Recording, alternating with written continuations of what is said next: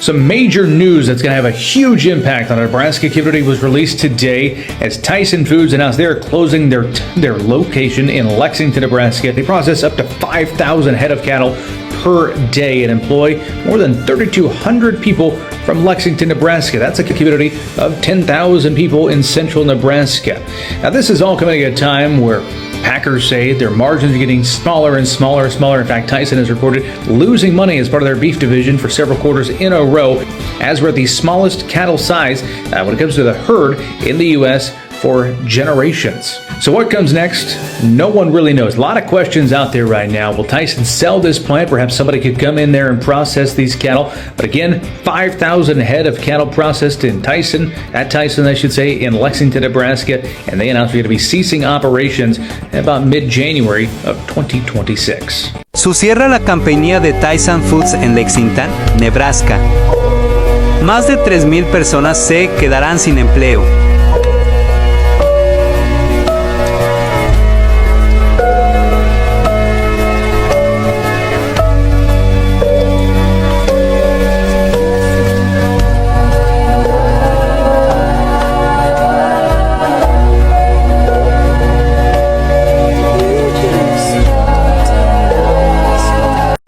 Hi, I'm Michelle, and I am the daughter of one of the over 3,000 Tyson Foods workers that were told that the Tyson plant in Lexington, Nebraska would be shutting down.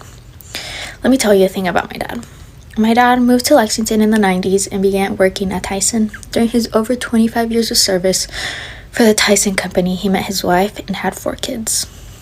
My dad has dedicated his adult life to the Tyson plant in Lexington. He has missed birthdays, funerals, family events, and more because of his work. I am the daughter of one of the thousands of people affected by this, because not just affecting those employed by Tyson, it's also those working the night shift to clean Tyson. It is the truckers that transport the cattle. It's the mechanics and other men and women whose jobs, in one way or another, are tied to Tyson. Senator Deb Fischer's statement on her disappointment is not what we need. A year ago, it was said on social media that Nebraska would go bankrupt under this administration, and we are seeing those effects today. The CEO of Tyson, Donnie King, made $22.7 million last year, and yesterday, November 21st, 2025, he told over 3,200 workers in Lexington that the jobs would be gone by January 20th, 2026. Workers at Lexington Regional have also been told multiple times in the last year that if the Tyson plant shut down, the hospital would also most likely shut down as well.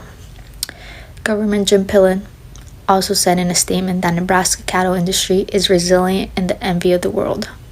Change needs to happen, and it needs to happen now. So, unfortunately, some bad news for the U.S. economy. Tyson Foods in Lexington, Nebraska, is closing their beef facility there with the loss over 3,200 employees.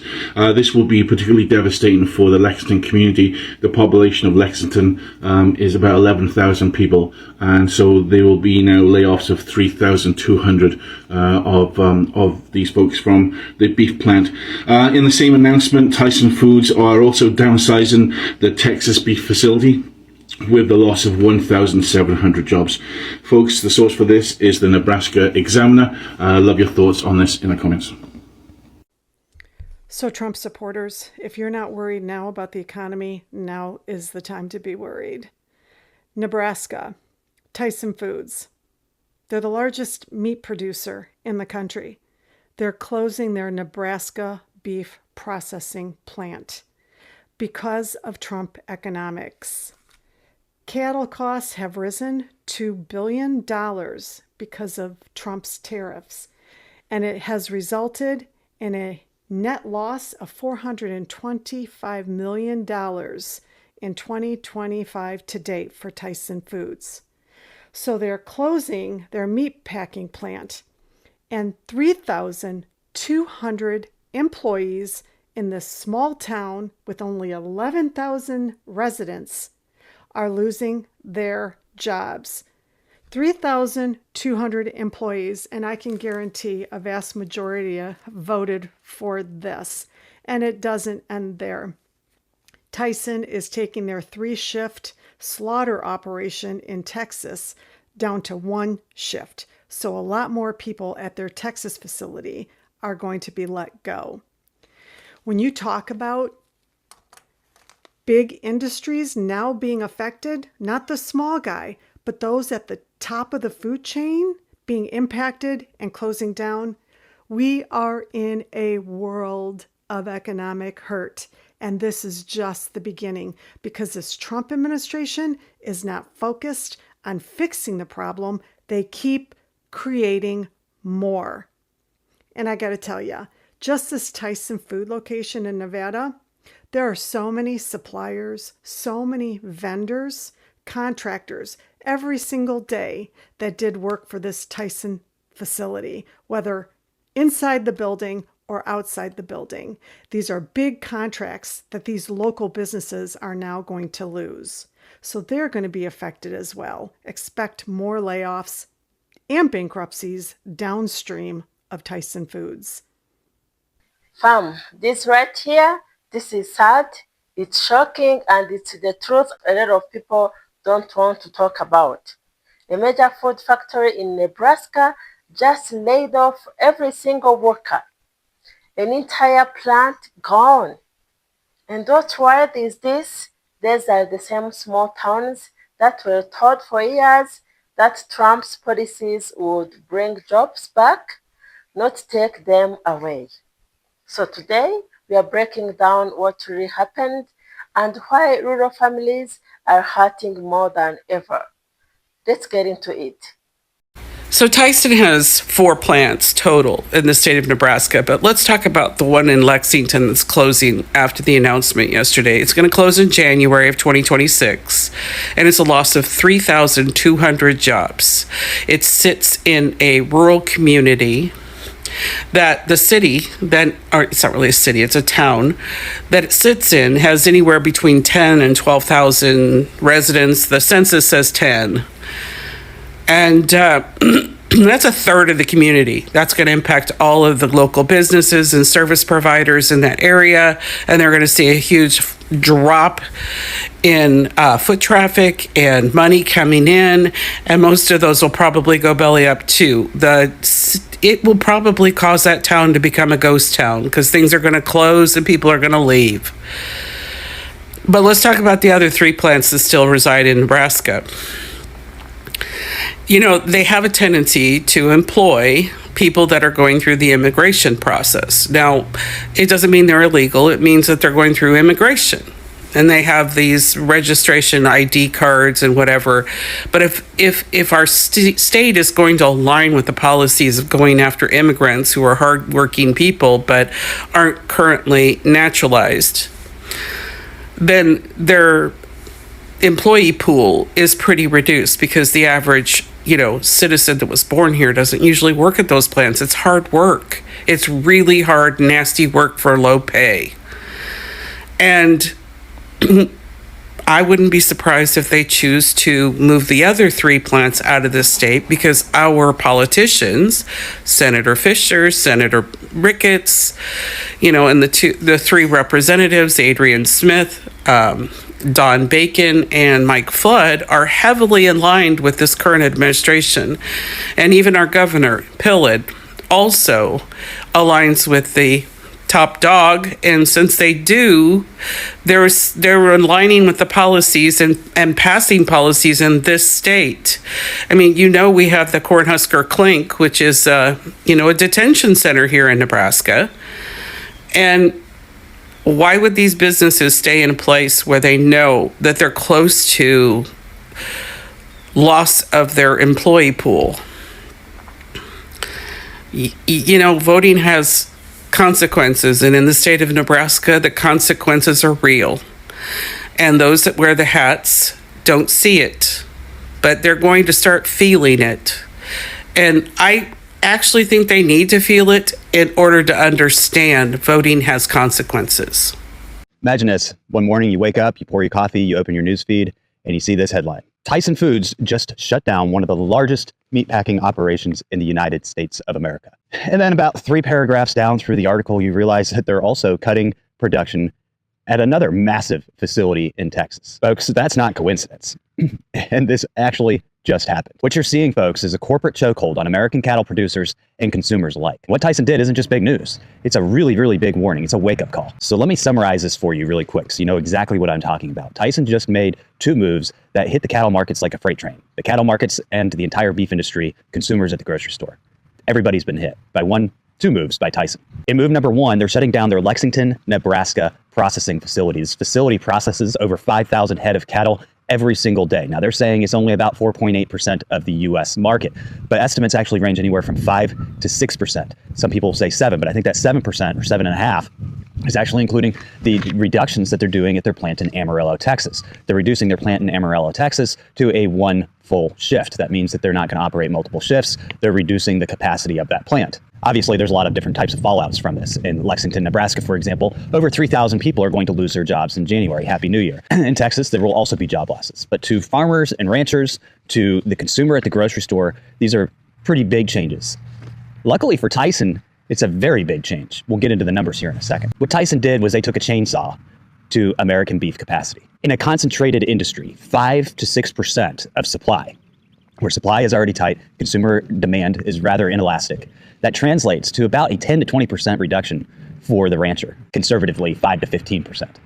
What I mean by that is that the rancher has less bidders in the market, and so therefore there are less opportunities to sell beef. So they're going to take a shaving of about 10 to 15%, at least regionally. Now, because it's inelastic and because it's a very tight market as it is, the consumer is also going to take a 10 to 20% hit on the upside because the consumer is going to continue to buy beef, and they won't stop buying beef until they hit the next price level where it makes a difference. Some people would say they're trying to make us eat bugs, eat less meat.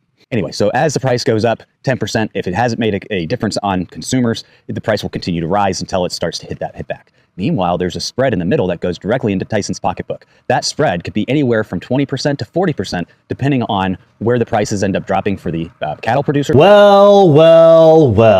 So this past Friday, Tyson announced that they were going to be closing a factory in Lexington, Nebraska that employs 3,200 workers. Because I think it's incredibly important to keep track of these things, a reminder that 72% of people in Dawson County, Nebraska voted for Donald Trump, and they voted for this to happen to themselves. And the reality is you probably voted just so that Riley Gaines could feel vindicated for finishing tied for 5th place. Not that we need further proof to explain why Donald Trump's trade and economic policies are disastrous for this country. This is actually real-time results. Starting on November 13th, where Trump announced that he is going to be rolling back tariffs on a wide range of agricultural products, including certain beef items. You can see this on the official whitehouse.gov website. The president has thus determined that certain agricultural products shall no longer be subject to the reciprocal tariffs. I'm sorry, wasn't this the foundation of the entire campaign that he ran on? Beef has its own little bullet point. And Trump justifies this by saying it is a move aimed at easing high prices and meeting domestic demand.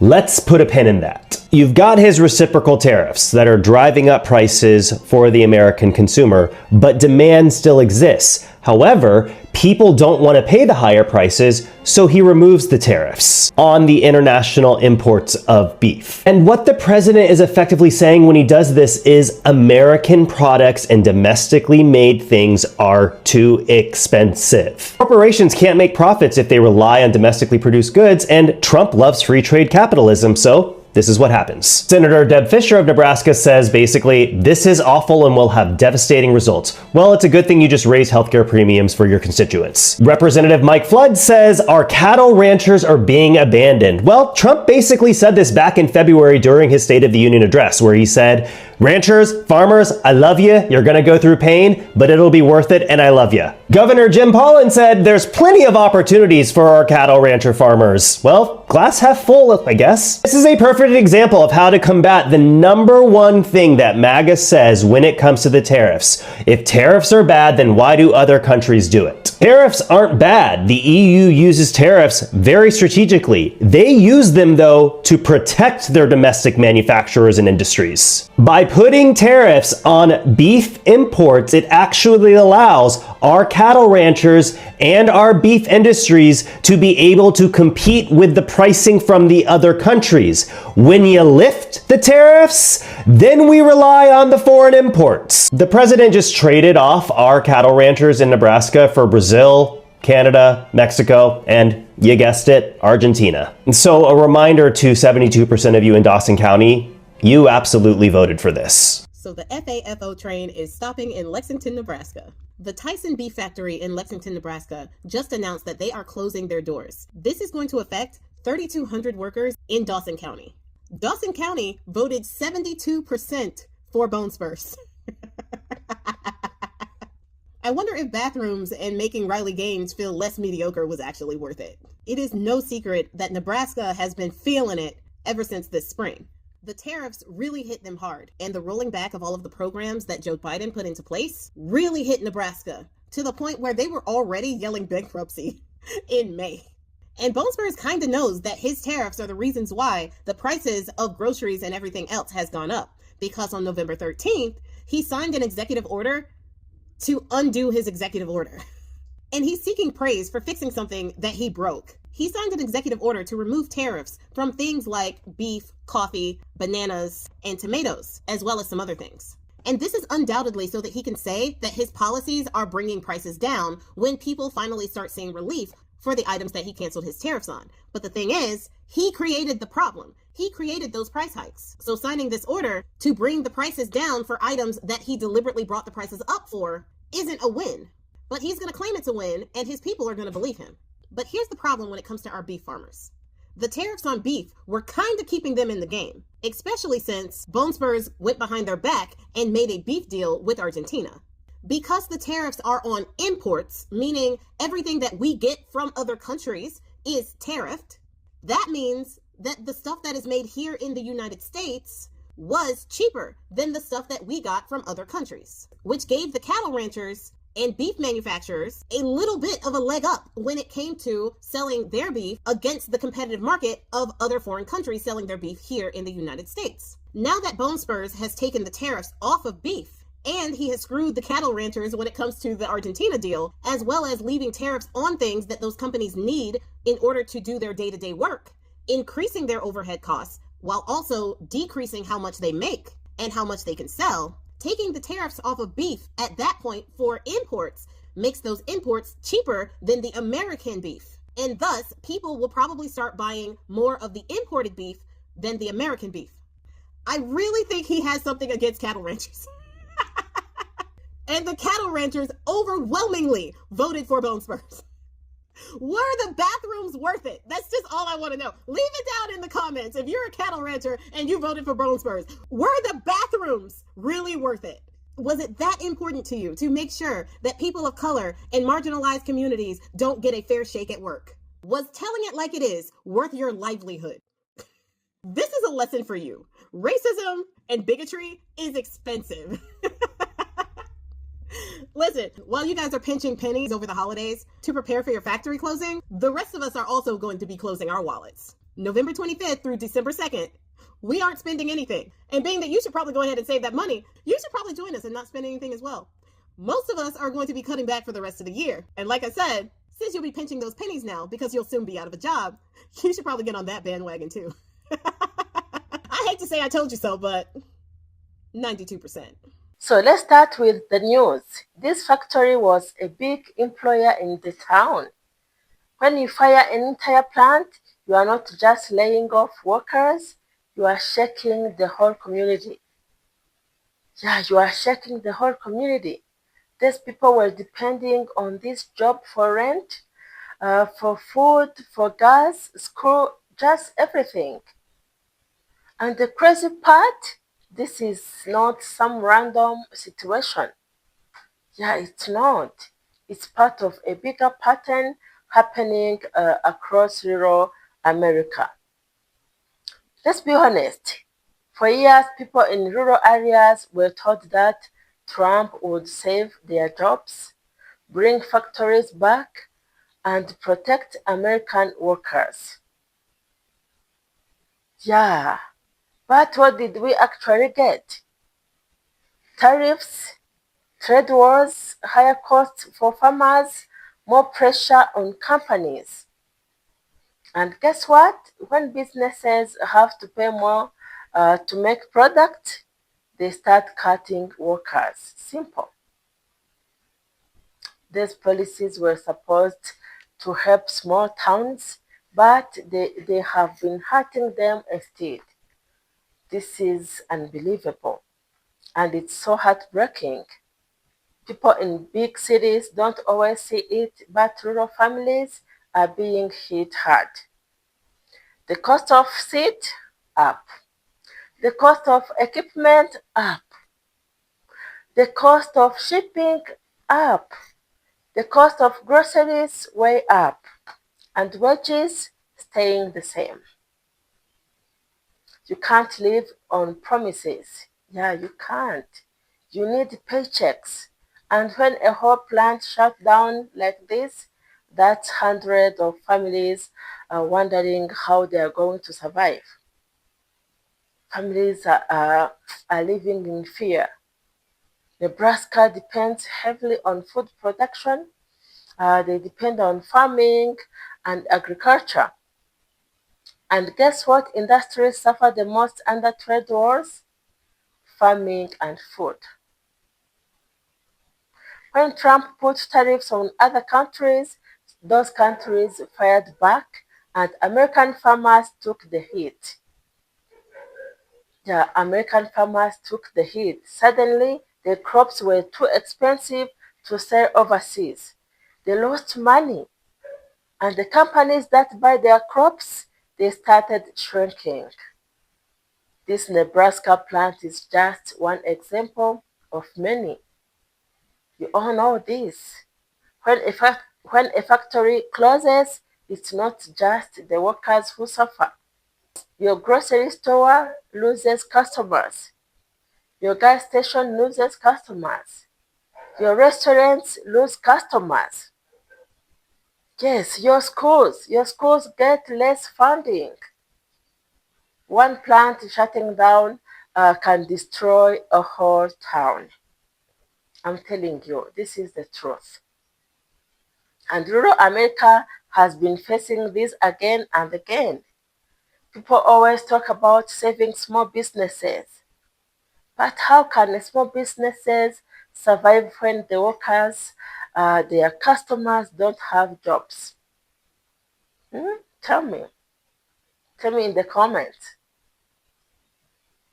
You can't run a bakery, a shop, a barber, a daycare if people don't have money to spend.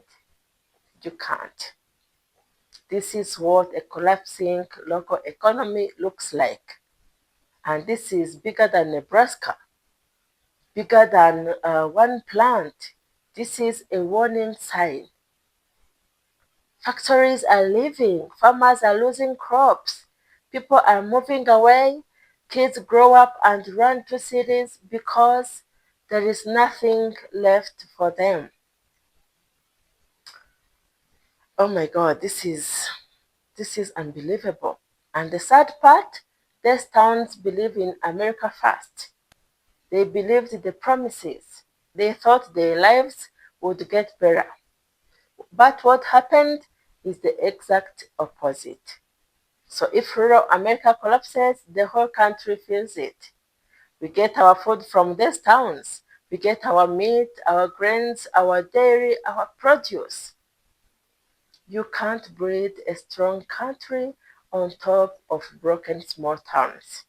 You can't. And right now, those towns are crying for help and nobody is listening.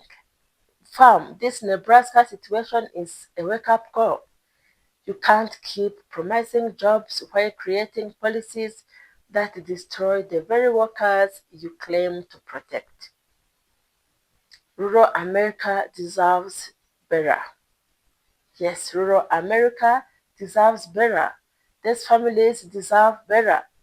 All American workers deserve better. Yes, They all deserve better. So let me know in the comments, do you think people will finally see what's really going on? Or will they keep believing the same lies? Huh? Tell me. Tell me in the comments, and thank you so much for watching. I will catch you in the next episode. Bye.